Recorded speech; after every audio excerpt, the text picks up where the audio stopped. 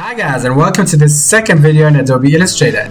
In this video we'll be learning how to create a brand new document in Adobe Illustrator. This course is meant for anyone right at the beginning of Illustrator until becoming a full-on professional. So let's hop inside.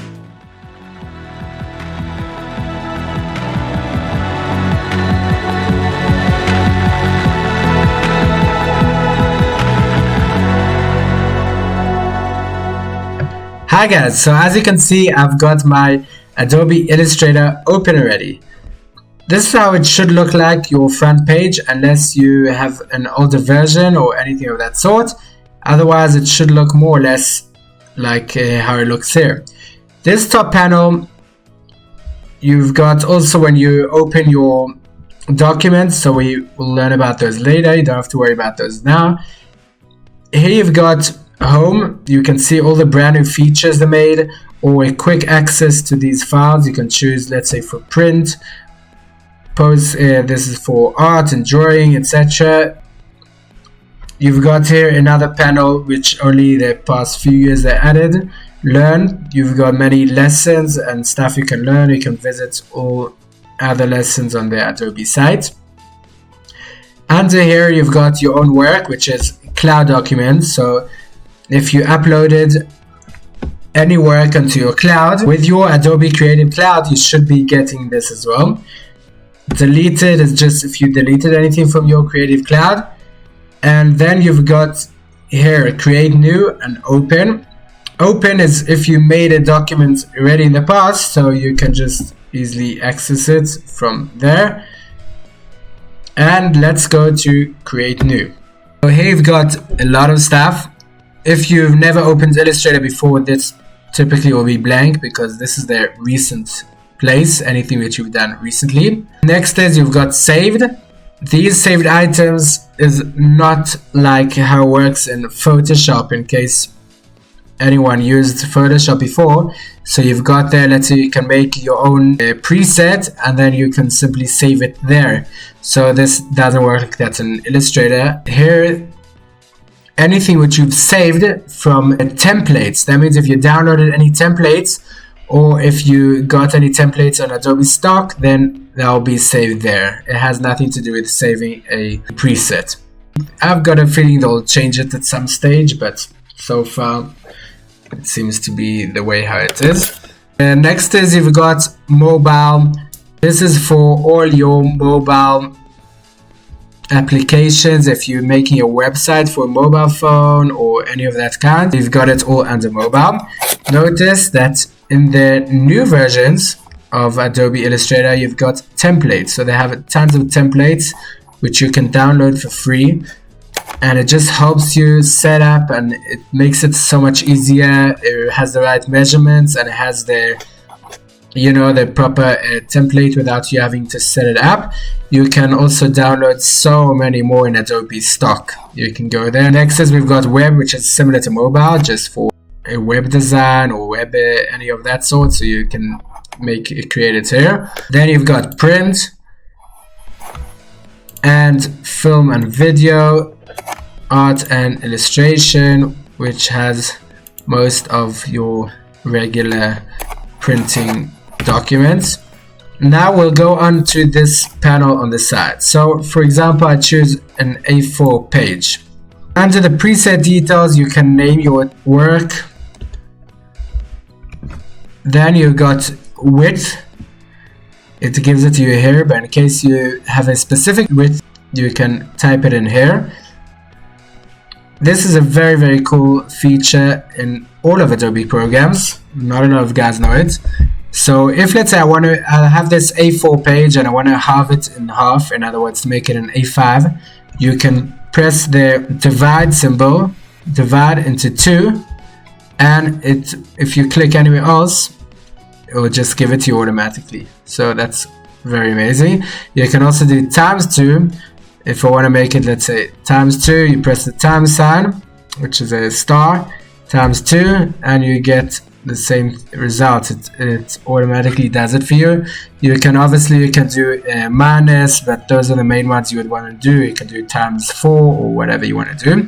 Then you can change these millimeters. You can make it into pixels or into points, feet, or whatever you want, meters. If you're doing a huge banner, you can make it into meters.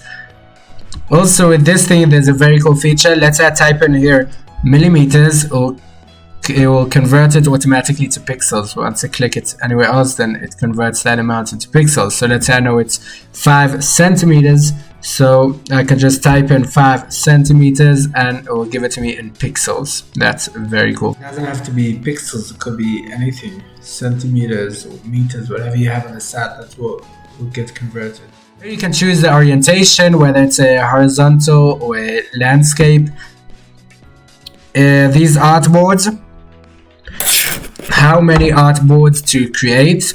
There is an advanced option for that, but this is just how many artboards you can create. We'll go with 1, we'll change it soon. This is the bleed. The bleed, for any one of you who's ever printed anything, you may have seen a cut off the print, that the picture got cut off or the document got cut off slightly. So that bleed is there to prevent that from happening. Normally this bleed will be chained together. As you can see, this little chain symbol that chains them all together. In other words, the bleed will be from all directions. It appears normally as a red border around the board. Anything that's beyond the bleed won't get printed, but just to make sure, you know, because I mean printers, they aren't always that exact, and it has to be like exact on the millimeter very often. So this bleed is just to give that extra bit of space on the printer in case it makes a mistake. You obviously won't need to put in bleed if you're doing a work for online. So if you're going to publicize your work or to publish your work online, then you won't need to add any bleed. But this is typically for printing. You normally would do it at like 3 or maybe even 4, depends obviously how big your work is. So if it's a huge banner, then you'll need more bleed. If it's a very small business card, then even 2 will be enough. To unlink them, I can do, let's say the right I want more, then only the right will be more. Once I link them, then everything will be the same. That's as far as bleed goes. Now under advanced options, you've got color mode. There is RGB color and CMYK color. RGB is meant for online stuff. If let's say you're making a website, then you pick RGB. RGB is all the web colors are made from RGB. Anything online on a screen is RGB. That stands for red, green, blue. Those are the light that the screen consists of. There is a small red light and a green light and a blue light. Not only one light, there's billions of those lights on your screen, and that's what makes the screen appear in the color it does. So you would choose RGB. RGB is a lot more vivid, bright and exciting color. So if you're doing a printing object, then you would have to use CMYK color, because otherwise it won't allow you to print it in those colors. I mean, it will come out very vague and dull if you choose RGB and then you print it in an RGB mode.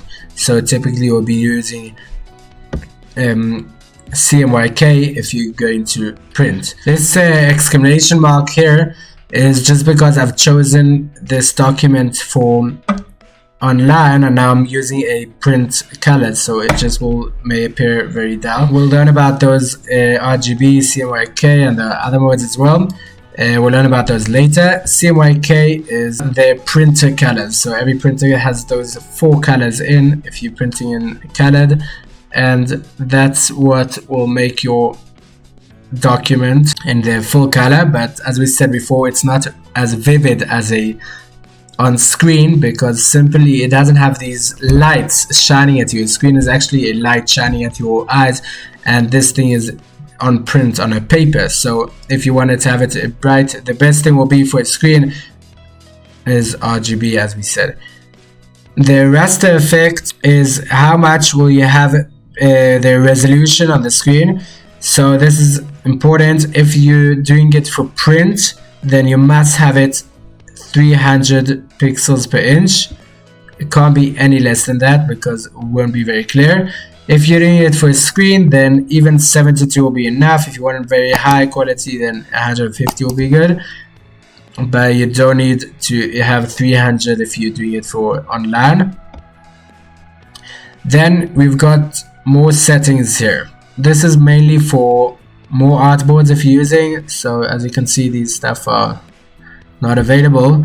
Once you click a few artboards, so let's say I'm making 4 artboards, you can choose here the way it will go, if it's from left to right and downwards or upwards on the side.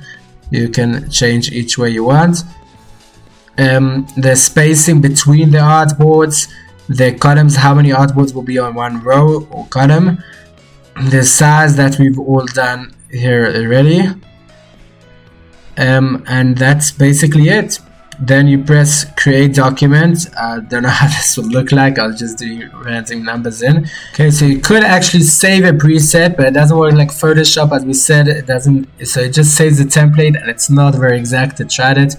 It doesn't come up the same definitions we've given it here always, so I won't recommend it too much.